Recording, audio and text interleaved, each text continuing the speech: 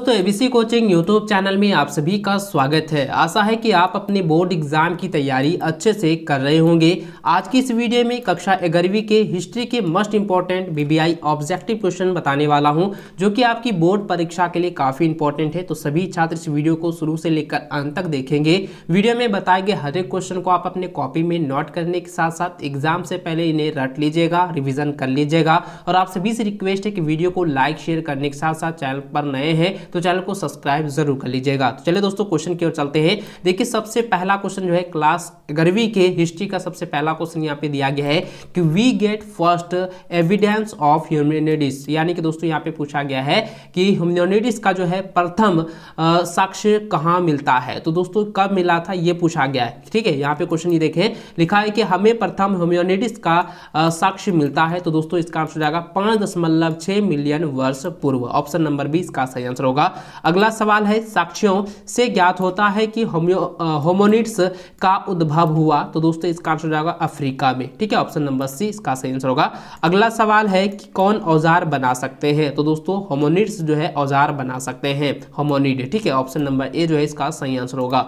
अगला सवाल है कि on the origin of species नामक पुस्तक जो है किसने लिखी। तो दोस्तों इसका आंसर हो जाएगा चार्ल्स डार्विन ने।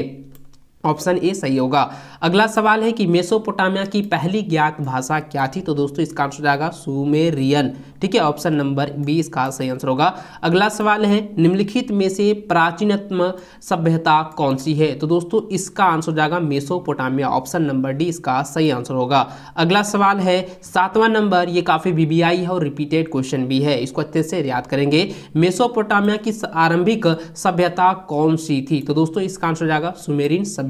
दोस्तों मेसोपोटामिया से रिलेटेड 100% बोर्ड की परीक्षा में क्वेश्चन पूछे जाते हैं और इस बार भी पूछे जाएंगे, इसलिए आप लोगों से निवेदन करना चाहूंगा कि बताए गए हर एक क्वेश्चन को आप अच्छे से याद कर लेंगे, क्योंकि इनमें से कई सारे क्वेश्चन, लगभग 50% क्वेश्चन आपकी बोर्ड की परीक्षा में टच होंगे। अगला सवाल देखिए, लिखा है कि मेसोपोटामिया की सभ्यता किस नदी के किनारे जो है विकसित हुई। तो दोस्तों 8वां नंबर का आंसर हो जाएगा दलजा फरात, क्योंकि इसके बारे में मैंने आपको पहले भी बताया था कि मेसोपोटामिया की जो नदी है वो दलजा फरात के किनारे जो है विकसित हुई थी। ठीक है, ऑप्शन नंबर डी का सही आंसर होगा। अगला सवाल है वह कौन सा प्राचीन साम्राज्य था या सम्राट था जो कि 3 महादेशों में फैला हुआ था। तो दोस्तों यहाँ पे ये पूछा गया है कि प्राचीन साम्राज्य जो कि 3 महादेशों में फैला हुआ था उसका जो नाम है वो है रोम साम्राज्य। ठीक है, ऑप्शन नंबर ए जो है इसका सही आंसर होगा।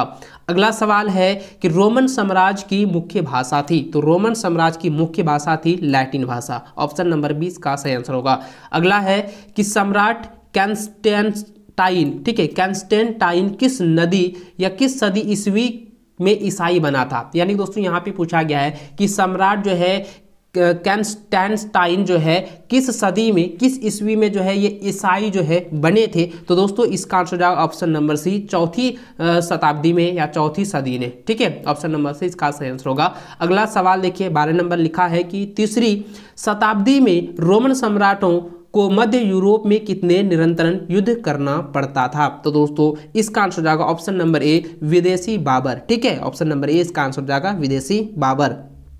सॉरी, विदेशी बाबर नहीं है, बर्बर है। ठीक है, विदेशी बर्बर हो जाएगा। अगला सवाल है कि अशोक के अभिलेख में किस भाषा का प्रयोग हुआ था। तो दोस्तों इसका आंसर जाएगा अरामेइक। ठीक है, ऑप्शन नंबर सी इसका सही आंसर होगा। अगला सवाल है इस्लाम के उदय के बाद ईरानी मुसलमानों को क्या कहकर संबोधित किया जाता था। तो दोस्तों इसको हम लोग जो है मवाली कहकर पुकारा जाता था। ठीक है, ये 14 नंबर का ऑप्शन नंबर जो बी है वो काफ़ी इंपॉर्टेंट है। ये मवाली वाला जो है ना, ये 100% बोर्ड की परीक्षा में पूछा ही जाता है, इसलिए इसको अच्छे से आप लोग रट लीजिएगा, इस बार भी एग्जाम में पूछा जाएगा। ठीक है, अगला सवाल 15 नंबर, यहाँ पे पूछा गया है कि सबसे प्राचीन संपूर्ण कुरान कौन सी शताब्दी का है। तो दोस्तों इसका जो आंसर होगा ये आप मुझे कमेंट करके बताएंगे, क्योंकि यह जो क्वेश्चन है ना 2-3 साल से जो है लगातार ये पूछा जा रहा है और रिपीटेड क्वेश्चन है। तो दोस्तों इसका आंसर मैं बता दूं ये जो है 9वीं शताब्दी का है। ठीक है, 9वीं शताब्दी का ऑप्शन नंबर जो है सी इसका सही आंसर होगा। अगला सवाल है कि इस्लाम धर्म के संस्थापक हजरत मोहम्मद साहब अरब के किस कबीले से संबंध रखते थे। तो दोस्तों इसका आंसर जाएगा बुद्दू। ठीक है, ऑप्शन नंबर ए जो है सही आंसर होगा बद्दू।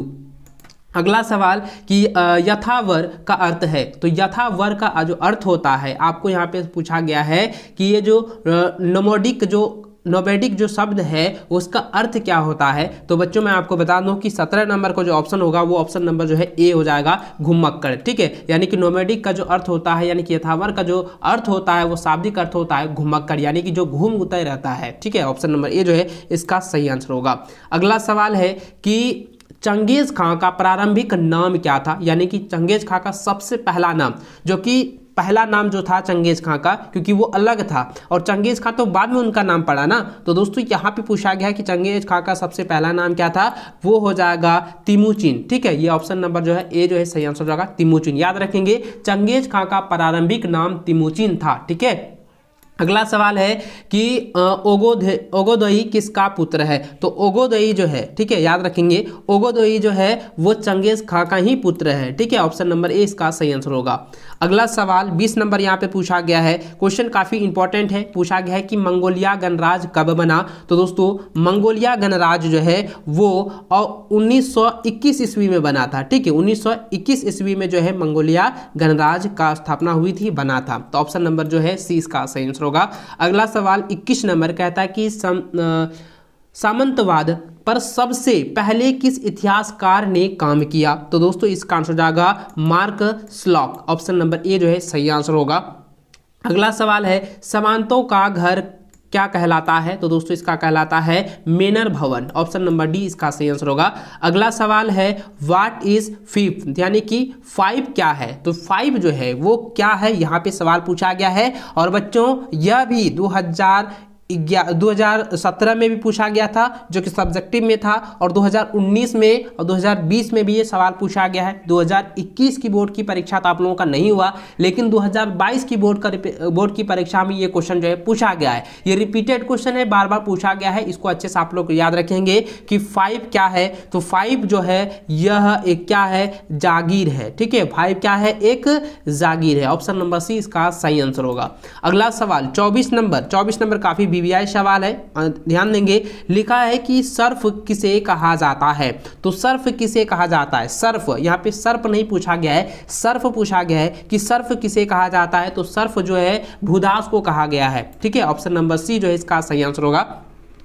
अगला सवाल कि द सिविलाइजेशंस ऑफ द रेनेपो नामक पुस्तक की रचना किसने की थी। तो दोस्तों इसका आंसर हो जाएगा ऑप्शन नंबर ए हो जाएगा लियोपोल्डो वानकारे। ठीक है, ये ऑप्शन नंबर जो है इसका ए जो है सही आंसर हो जाएगा। ये ऑप्शन नंबर आपका जो है काफ़ी ये क्वेश्चन नंबर जो 25 है वो बीबीआई क्वेश्चन है और रिपीटेड क्वेश्चन है, और ये बार बार भी पूछा गया है। इसको अच्छे से आप लोग जो है याद रखेंगे कि 25 नंबर जो क्वेश्चन दिया गया है कि द सिविलाइजेशंस ऑफ द रेनेपो नामक पुस्तक की जो रचना की है वो है लियोपोल्ड वान राके ने की थी, जो कि ऑप्शन नंबर ए में इसका आंसर दिया हुआ है। इसको अच्छे से रटेंगे, याद कर लीजिएगा। अगला सवाल 26 नंबर यहाँ पे पूछा गया है कि पौवा विश्वविद्यालय किस देश में था। तो पौवा विश्वविद्यालय जो है वो इटली में था। ठीक है, ऑप्शन नंबर डी इसका सही आंसर होगा। 27 नंबर क्वेश्चन है कि पेट्रार्क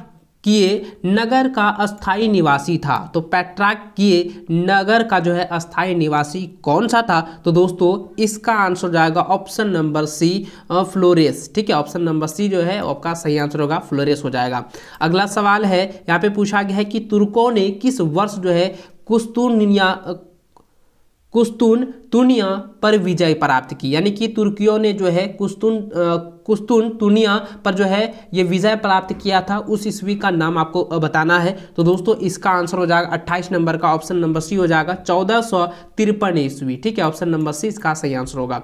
अगला सवाल 29 नंबर पूछा गया है कि कोलंबस ने बहाया द्वीप और क्यूबा पर स्नेप की देवदारी की। तो दोस्तों इसका ये आंसर जो है आप लोगों का 29 नंबर का ऑप्शन नंबर बी हो जाएगा 1492 ईस्वी में। ठीक है, इसको अच्छे से याद रखेंगे। अगला सवाल है कि अरावाकी लुकायो के लोग कहाँ रहते हैं। तो दोस्तों इसका आंसर हो जाएगा कैरिबियन द्वीप। ठीक है, ऑप्शन नंबर सी इसका सही आंसर होगा।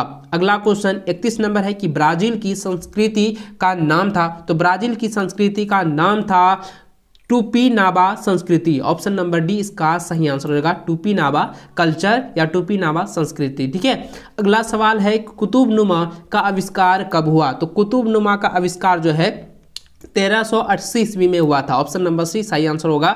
अगला सवाल है कि औद्योगिक क्रांति शब्द का प्रयोग अंग्रेजी में किस विद्वान ने पहली बार जो है किया है? तो यहाँ पे जो है सवाल काफ़ी पेचीदा है, लेकिन यह सवाल जो है काफ़ी वीवीआई है, इसको आप लोग अच्छे से रट लेंगे क्योंकि इससे कई सारे क्वेश्चन आपकी बोर्ड की परीक्षा में 100% पूछे ही जाएंगे। तो 33 नंबर का जो क्वेश्चन है यहाँ पे पूछा गया है कि औद्योगिक क्रांति शब्द का जो प्रयोग है वो अंग्रेजी में जो है सबसे पहले किस विद्वान ने जो है किया था? तो दोस्तों इसका आंसर जाएगा आर्नोल्ड टाइनबी। ठीक है, ऑप्शन नंबर जो है सी सही आंसर होगा।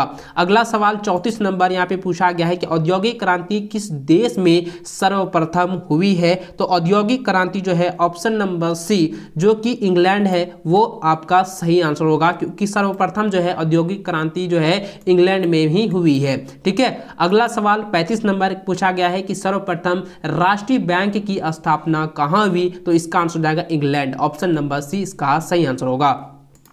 अगला सवाल 36 नंबर पूछा गया है कि किसे धातु कर्म में क्रांति लाने के लिए श्रेय दिया जाता है? तो दोस्तों इसका आंसर जाएगा option number B Abraham Darby, option number B जो है सही आंसर होगा अब्राहम डर्बी को। ठीक है, याद रखेंगे। 37 नंबर क्वेश्चन पूछा गया है कि औद्योगिक क्रांति किस सदी में हुई थी? तो औद्योगिक क्रांति जो है वो 18वीं सदी के उत्तरार्ध में हुआ था। ठीक है, ऑप्शन नंबर जो है ए इसका सही आंसर हो जाएगा, 18वीं सदी के उत्तरार्ध।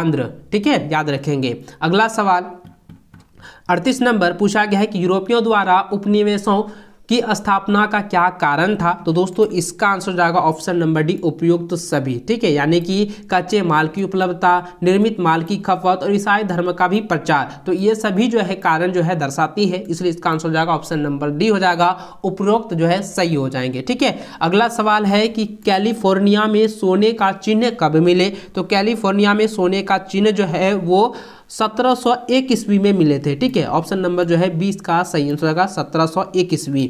अगला सवाल है कि अमेरिका में किस राष्ट्रपति ने मूल निवासियों को अभागी नस्ल कहा है? तो दोस्तों यह जो क्वेश्चन है काफी बीबीआई है, याद रखेंगे। इसका आंसर जाएगा थॉमस जेफरसन ने। ठीक है, ऑप्शन नंबर जो है सी इसका आंसर जाएगा जेफरसन, थॉमस जेफरसन। ठीक है, ऑप्शन नंबर सी इसको अच्छे से नोट कर लीजिए। अगला सवाल है 41 नंबर, कहता है कि शराब एवं चीनी के उद्योग अमेरिका में किस उपनिवेश में स्थापित किए गए हैं या हुए हैं? तो दोस्तों इसका आंसर जाएगा मैरीलैंड, ऑप्शन नंबर सी इसका सही आंसर होगा। 42 नंबर क्वेश्चन है कि जापान में किसका शासन था? तो दोस्तों जापान में जो है वो शिकोकू का जो है ये यानी सिकुका का जो है ये शासन था, ऑप्शन नंबर सी सही आंसर होगा। अगला सवाल है कि मेनेजी पुनर्स्थापना कब हुई? तो पुनर्जी का पुनर्स्थापना जो है वो 1867 से लेकर 1868 ईस्वी में हुआ था, ऑप्शन नंबर बी सही आंसर होगा। अगला सवाल 44 नंबर है, कहता है मंजू राजस्व वंश चीन में स्थापित हुआ। तो दोस्तों इसका जो आंसर होगा ये हो जाएगा ऑप्शन नंबर डी 1644 ईस्वी में। ठीक है, याद रखेंगे 1644 ईस्वी। ठीक है, अगला सवाल है कि जापान में पहली बार महिलाओं ने कब मतदान किया? ये काफी वीवीआई क्वेश्चन है, इसको अच्छे से आप लोग रख लीजिएगा। इसका आंसर जाएगा 1946 ईस्वी। ठीक है, याद रखेंगे। महिला ने जो है जापान के महिलाओं ने सबसे पहला जो है मतदान किया था 1946 ईस्वी में। ठीक है, अगला सवाल है कि यूआर नगर कहा था? तो यानी कि यूआर नगर जो है कहाँ था? तो दोस्तों इसका आंसर हो जाएगा ऑप्शन नंबर बी हो जाएगा दक्षिणी मेसोपोटामिया में। ठीक है, देखिए मेसोपोटामिया से रिलेटेड कई बार क्वेश्चन पूछे गए हैं और देखिए कई बार पूछे जा रहे हैं, इसको अच्छे से आप लोग जो है रट लीजिएगा। 47 नंबर क्वेश्चन है कि मेसोपोटामिया कहाँ था? तो मेसोपोटामिया जो है वो कहाँ था? ये इराक में था। ठीक है, ऑप्शन नंबर सी सही आंसर हो जाएगा। अगला सवाल है कि मक्का कहाँ है? तो मक्का जो है वो अरब प्रायद्वीप में है, ऑप्शन नंबर डी सही आंसर होगा। अगला सवाल है कि मंगोलिया कहाँ स्थित है? तो मंगोलिया जो है वह एशिया में स्थित है। ऑप्शन नंबर बी सही आंसर होगा। अगला सवाल है कि लंकाशायर कहाँ स्थित है, तो दोस्तों इसका आंसर जाएगा इंग्लैंड में। ऑप्शन नंबर बी सही आंसर होगा। दोस्तों इस वीडियो में मैंने 50 क्वेश्चन आप लोगों को बताए हैं। इन सभी 50 क्वेश्चन में से आपके 50% क्वेश्चन आपकी बोर्ड की परीक्षा में पूछे जाएंगे, इसलिए आप सभी से निवेदन है कि इस वीडियो को अपने सभी दोस्तों के साथ शेयर कर देना और एग्जाम से पहले इनको अच्छे से रख लीजिएगा। चलिए दोस्तों मिलते हैं नेक्स्ट वीडियो में। इस वीडियो को पूरा देखने के लिए बहुत बहुत धन्यवाद।